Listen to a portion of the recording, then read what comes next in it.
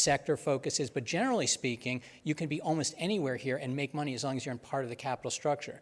No one here is waiting for or intending for a recession.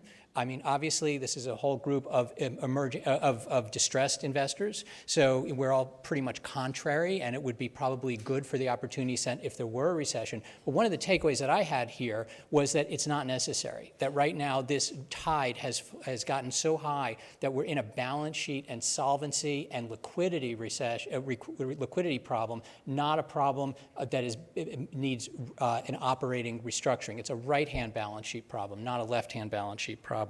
You can stick to quality companies. Timing is always the hardest part in markets. When is this all going to happen? How fast is it all going to happen? What I think you heard consistently here, and what I heard consistently, is that you're getting paid to wait. You're getting double-digit returns in the credit markets, and that's something that even when we were looking at the individual presentations, those were really appealing presentations. They were not presentations about buying something at 95, hoping it would be 98 in a year. I also think you heard from the managers here, particularly in the second panel, that you need to have a particular skill set to be able to mix it up.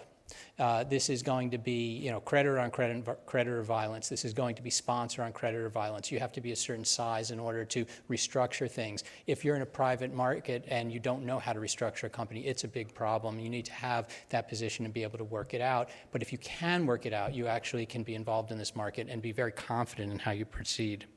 And it does seem to me that one of the other takeaways is this is a long-dated cycle. This is the time for credit to shine.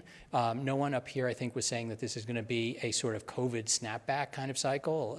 From our opening conversations with Bruce to the end, I think people are expecting double-digit type returns for years and for a number of years.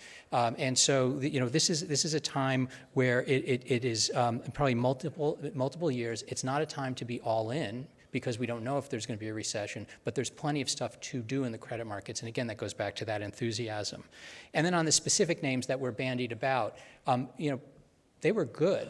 They were not those names where people are scrambling at the bottom of a barrel to convince people that credit is something that should be invested in right now. Those were legitimate double-digit type returns with good downside protections. And again, I haven't heard those sorts of ideas for a very, very long time.